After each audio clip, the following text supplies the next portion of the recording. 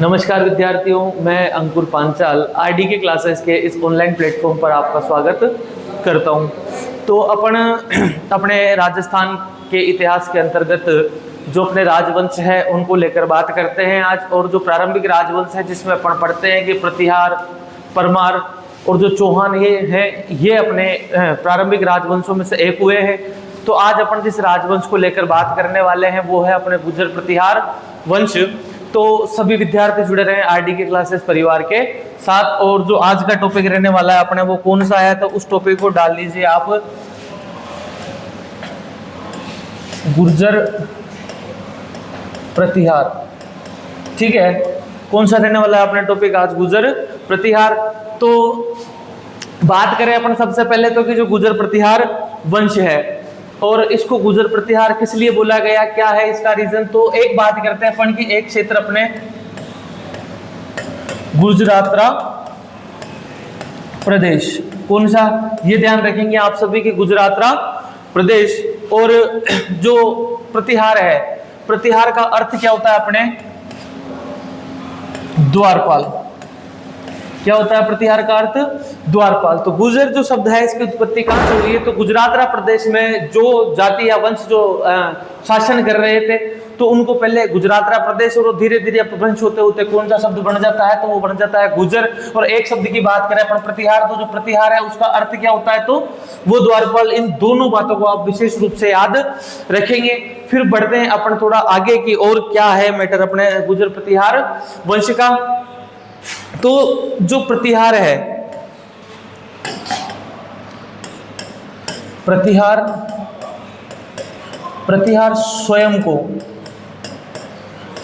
को लक्ष्मण का वंशज मानते हैं। ये जो प्रतिहार है ये स्वयं को किसका वंशज मानते हैं, तो ये अपने आप को लक्ष्मण का वंशज मानते हैं। और आगे भी अगर अपन बात करें तो इनकी जो कुल देवी है, कुल देवी जो अपने गुर्जर प्रतिहार वंश है, इनकी जो कुल देवी है अपने, वो है अपने कौन सी,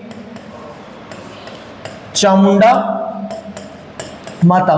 तो दो बातें आप सभी और ध्यान रखें कि गुर्जर प्रतिहार वंश के जो शासक है वो स्वयं को किसका वंशज मानते हैं, तो अपने आप को लक्ष्मण का वंशज मानते हैं। और इनकी जो कुल देवी है वो हो जाएगी अपने चामुंडा माता। समय की बात करें तो 6वीं शताब्दी से 12वीं शताब्दी तक जिस वंश ने शासन किया वही कौन है,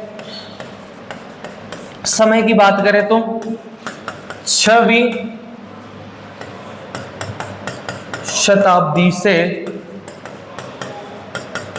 12वीं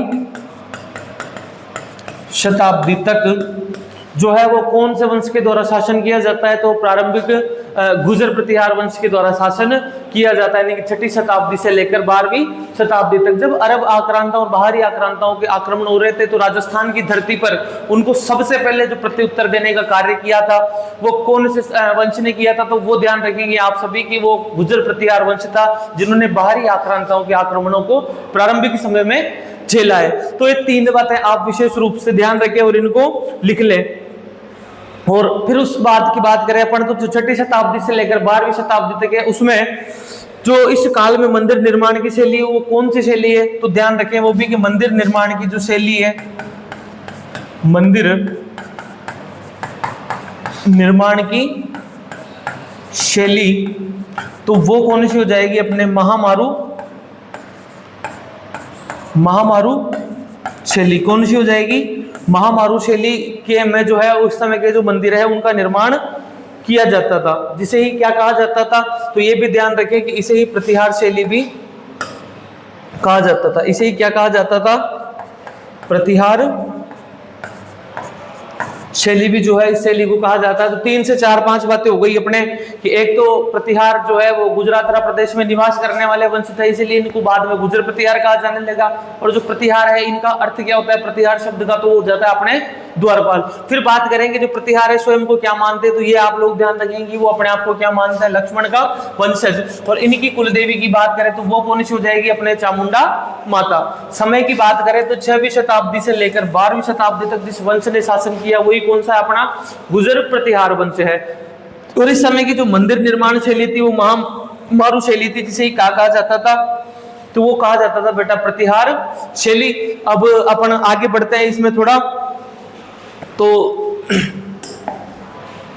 एक नोट डाल के लिखेंगे आप सभी, नोट डाल के लिखना है कि 8वीं से लेकर 10वीं शताब्दी तक प्रतिहार वंश जो है वो सबसे शक्तिशाली रहा।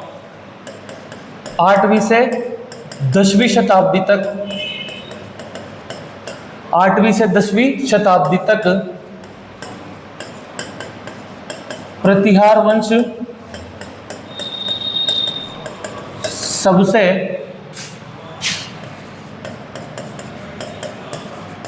शक्तिशाली रहा। 8वीं शताब्दी से लेकर 10वीं शताब्दी तक जो है वो प्रतिहार वंश अपने सबसे शक्तिशाली वंशों में से एक माना जाता था। अब इसके बाद जैसे अपन आगे देखते हैं इसमें, तो जो गुर्जर शब्द है इसका पहली बार प्रयोग किसके द्वारा किया जाता है, वो लिखें आप। गुर्जर शब्द का सर्वप्रथम प्रयोग, अब जो ये गुर्जर शब्द है इसका सर्वप्रथम प्रयोग कब हुआ, किसके द्वारा किया जाता है, तो ये ध्यान रखेंगे आपके बदामी के, चालुक्य, नरेश, पुलकेशिन सेकंड के द्वारा। बदामी के, चालुक्य, नरेश, जो कौन हो जाएंगे अपने पुलकेशिन सेकंड, बदामी की, चालुक्य, नरेश, पुलकेशिन सेकंड के द्वारा जो है वो गुर्जर शब्द का सर्वप्रथम प्रयोग किया जाता है। तो ये छोटी छोटी बातें हैं गुर्जर प्रतिहार वंश के बारे में जो आपको अच्छी तरह से याद रखनी है। और इसी के साथ अपन आगे बढ़ते हैं और एक बात और कर लेते हैं अपन कि इनके द्वारा जो उल्लेख किया गया ये कहां पर किया गया, तो वो भी आपको ध्यान रखना है कि अहोल अभिलेख जो है अपना, उसके अंतर्गत इस शब्द का इन्होंने उल्लेख किया था। कौन सा अभिलेख, तो वो भी याद रखना है आपको, अहोल अभिलेख में जो है इन्होंने गुर्जर शब्द का प्रथम प्रयोग किया था। ठीक है, आगे बढ़ते हैं अपन। आगे आप सभी लिखेंगे कि बाणभट्ट द्वारा रचित एक रचना, बाणभट्ट। अब बाणभट्ट की अगर अपन बात करते हैं तो इन्होंने एक रचना की जिसका नाम क्या था, तो वो लिखेंगे आप हर्ष चरित्र। क्या नाम है उस रचना का, हर्ष चरित्र, जिसमें जो बाणभट्ट है इनके द्वारा गुर्जर प्रतिहार वंश का जो है वो उल्लेख किया जाता है। क्या किया था इन्होंने, गुर्जर प्रतिहार वंश का उल्लेख, प्रतिहार वंश का उल्लेख, प्रतिहार वंश का उल्लेख ये किसके द्वारा किया जाता है, तो बाणभट्ट की रचना हर्ष चरित्र के अंतर्गत जो है वो गुर्जर शब्द का प्रथम प्रयोग, वंश का जो उल्लेख किया जाता है। फिर एक अपने इतिहासकार है, उसका भी नाम लिखे आप, उनका भी, डॉक्टर गोपीनाथ शर्मा। अब डॉक्टर जो गोपीनाथ शर्मा है ये किस बात का उल्लेख करते हैं गुर्जर प्रतिहार वंश के लिए, तो कि जो 6ठी शताब्दी मध्य तक राजस्थान नाम की कोई जगह नहीं थी, कि 6ठी शताब्दी मध्य तक राजस्थान नाम की कोई जगह नहीं थी। इस बात को लिखें आप, शताब्दी मध्य तक राजस्थान नाम की कोई जगह नहीं थी। इस बात का जो उल्लेख है वो किसके द्वारा किया जा रहा है, डॉक्टर गोपीनाथ शर्मा के द्वारा, कि 6ठी शताब्दी मध्य तक जो है वो राजस्थान नाम की कोई जगह नहीं थी। मरु प्रदेश का भाग था जिसे क्या कहा जाता था, गुजरातरा प्रदेश, कि एक क्षेत्र अपने कौन सा, मरु प्रदेश का एक भाग, मरु प्रदेश का एक भाग जिसे क्या कहा जाता था, गुजरातरा प्रदेश। इस बात का जो उल्लेख है वो किसके द्वारा किया जाता है, तो वो किया जाता है डॉक्टर गोपीनाथ शर्मा के द्वारा। और इसी क्रम में अब अपन बढ़ते हैं आगे कि एक चीनी यात्री ह्वेनसांग जब एक व्यक्ति का, और याद रखे चीनी यात्री थे एक,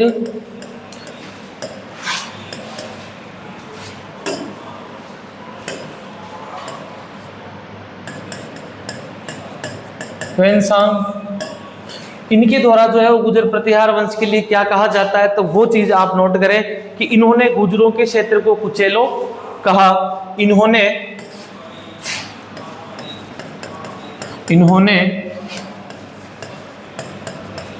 गुर्जरों के क्षेत्र को कुचेलो कहा। इन्होंने गुर्जरों के क्षेत्र को कुचेलो कहा। और आगे इन्होंने जो इस बात का उल्लेख किया कि जो इनकी राजधानी थी उसे बीनमाल बताया, और उसे क्या कहा इन्होंने, तो वो कहा इन्होंने पीलो मोलो। जो इन्होंने राजधानी बताया,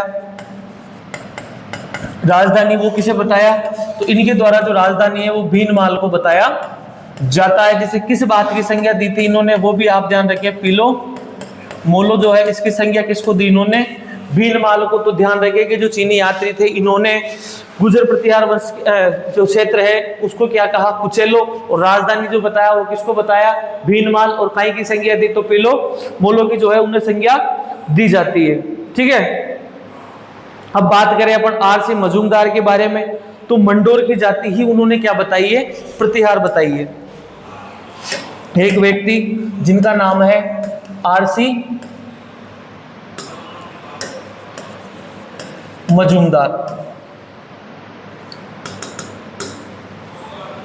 आरसी मजूमदार, इन व्यक्ति आरसी मजूमदार द्वारा जो है क्या कहा गया है कि मंडोर की जो जाति है वही कौन है, प्रतिहार है। क्या बताया इन्होंने कि मंडोर की जाति ही क्या है, तो वो प्रतिहार है। मंडोर की जो जाति है वही क्या है, प्रतिहार है। और ये वही मंडोर है जिसके बारे में अपन जब मारवाड़ के राठौड़ों को पढ़ते हैं तो वहाँ एक शासक आता है अपने राव चुंडा, और उनको जो है मंडोर दहेज में दिया जाता है। तो वो दहेज देने वाले जो थे वो प्रतिहार वंश के ही थे, इंद्रजीत प्रतिहार या फिर इंदा प्रतिहार अपन उनको बोल सकते हैं। ठीक है, हाँ, नीलकुंड देवली, हाँ बिल्कुल यही होना है इसका। और जो उत्पत्ति की बात करें अपन, तो उत्पत्ति लिख लेते हैं एक बार अपन इनकी, प्रतिहार वंश की उत्पत्ति। प्रतिहार वंश की उत्पत्ति कौन कौन से इतिहासकारों द्वारा क्या क्या बताई गई है, फिर उसके बाद जो है अपन इनके शासकों को पढ़ना स्टार्ट करेंगे। तो जॉर्ज कैनेडी क्या बताते हैं इनको, वो लिखे आप, फर्स्ट व्यक्ति का नाम लिखे जॉर्ज कैनेडी। अब जॉर्ज कैनेडी जो है उन्होंने प्रतिहार वंश को क्या बताया है, तो वो इन्होंने बताया है ईरानी, कि जो गुर्जर प्रतिहार वंश है इनकी ये कौन है, ये ईरानी है। दूसरा लिखे अगर अपन मत इसमें, तो वो लिखना है अपन को जेम्सन, और जेम्सन द्वारा जो है इनको विदेशी बताया गया है। जेम्सन द्वारा क्या बताया गया है इनको, तो वो लिखेंगे आपके जेम्सन द्वारा इन्हें विदेशी बताया गया है। तीसरी बात करें अपन कनिंगम, लिखे तीसरे व्यक्ति का नाम कनिंगम, और कनिंगम ने जो है इन्हें क्या बताया है कि इनकी उत्पत्ति जो है ये कुषाण है। ठीक है, नंबर 4 अपन बात करें V.A. स्मिथ, तो V.A. स्मिथ ने इनको बताया है खिज्र जाति से उत्पन्न। V.A. स्मिथ ने जो है उनको क्या बताया है, तो इनको बताया है कि ये खिज्र जाति से जो है ये उत्पन्न हुए हैं। फिर नंबर 5 अपन बात करें डॉक्टर भंडारकर, थोड़ा बाय मिस्टेक गलत हो गया ये, V.A. स्मिथ ने जो है वो हूण जाति से बताया है इनका। ठीक है, हूण जाति से V.A. स्मिथ ने बताया। और नंबर 5 लिखे हैं आप डॉक्टर भंडारकर, तो इन्होंने जो है वो खिज्र जाति से बताया है। डॉक्टर भंडारकर ने क्या बताया, खिज्र जाति से। V.A. स्मिथ ने क्या बताया, हूण। और एक डॉक्टर जो ओझा है, ओझा के अनुसार लिखे आपके ओझा ने इन्हें क्या बताया, तो ओझा द्वारा इन्हें क्षत्रिय बताया जाता है। G.H. ओझा द्वारा जो है इन्हें क्या बताया जाता है, तो इन्हें क्षत्रिय बताया जाता है। ठीक है। एक अरब यात्रियों का भी उल्लेख लिखें आप, अरब यात्री। अब जो अरब यात्री हैं वो गुजर प्रतिहार वंश को क्या बताते हैं, तो उन्होंने कहा है कि इनकी जो उत्पत्ति है वो जुर्ज से हुई है, जुर्ज से हुई है। ठीक है। अब इस प्रकार जो है गुजर प्रतिहार वंश की उत्पत्ति मानी जाती है और मंडोर इनका प्रमुख केंद्र रहा। उसके बारे में भी अपन बात करते हैं कि मंडोर जो है ये क्या है। उसके पहले एक व्यक्ति का नाम याद रखें आप, और उनका नाम है मोहनोत नैणसी। मोहनोत नैणसी। अब ये क्या बताते हैं मोहनोत नैणसी अपन को, कि 26 शाखाएं बताई इन्होंने। कितनी बताई? 26 शाखा, जिनका संबंध जो है बताते हैं, तो वो क्या बताते हैं कि कन्नौज से लेकर राजौरगढ़, कन्नौज से संबंध और राजौरगढ़ से भी जो संबंध बताया इन्होंने, वो किसका बताया, तो वो बताया अपने गुजर प्रतिहार वंश का। वहीं अपन बात करें कि 26 में से जो राजस्थान में 2 अपने महत्वपूर्ण है वो कौन है, एक तो हो जाएगी अपने मंडोर और दूसरी कौन सी हो जाएगी, तो वो ध्यान रखना है आपको, भीनमाल। ठीक है। तो इन चीजों को आप विशेष रूप से याद रखें और जो शासक है वो अपने कल की क्लास में पढ़ना स्टार्ट करेंगे। अब बात करें अपन मंडोर की, तो मंडोर क्या है, तो इसके बारे में कुछ पॉइंट लिखे आपके। राठौड़ों की प्रारंभिक राजधानी, राठौड़ों की प्रारंभिक राजधानी है जो कौन सी है अपने, तो वो मंडोर हो जाएगा। दूसरी चीज लिखे मंडोर के बारे में कि उत्तर भारत का एकमात्र रावण का मंदिर, उत्तर भारत का एकमात्र रावण का मंदिर जो है वो भी कहां पर है, तो वो ध्यान रखना है आपको कि रावण का जो मंदिर है उत्तर भारत में एकमात्र, वो अपने मंडोर में हो जाएगा। कि ऐसा बताते हैं सब कि जो रावण की पत्नी थी, रावण की पत्नी जिसका नाम क्या है, मंदोदरी, उसका जो संबंध है वो किससे बताया जाता है, तो उसका जो संबंध है वो मंडोर से बताया जाता है। तो 2 बातें मंडोर के बारे में आप ये याद रखें। और यहाँ जो दशहरा है वो किसके रूप में मनाया जाता है, दशहरा शोक दिवस के रूप में जो है वो मंडोर में मनाया जाता है। इसको विशेष याद रखिए कि यहाँ जो दशहरा है वो किस प्रकार मनाया जाता है, तो शोक दिवस के रूप में मनाया जाता है। राजस्थान ग्राम सेवक प्रशिक्षण केंद्र भी कहां पर है, तो वो भी आप लोगों को ध्यान रखना है कि राजस्थान ग्राम सेवक प्रशिक्षण केंद्र, राजस्थान ग्राम सेवक प्रशिक्षण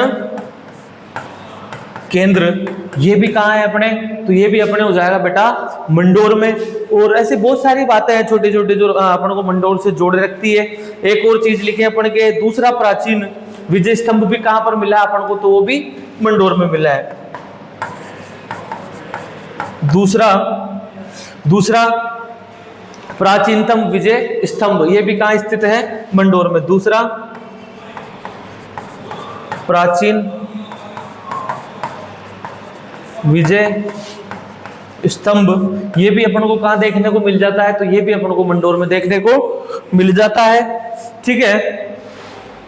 और अब इसके बाद जो है वो अपन कल से इसके और भी बहुत सारी बातें हैं तो अगली क्लास में अपन पढ़ेंगे।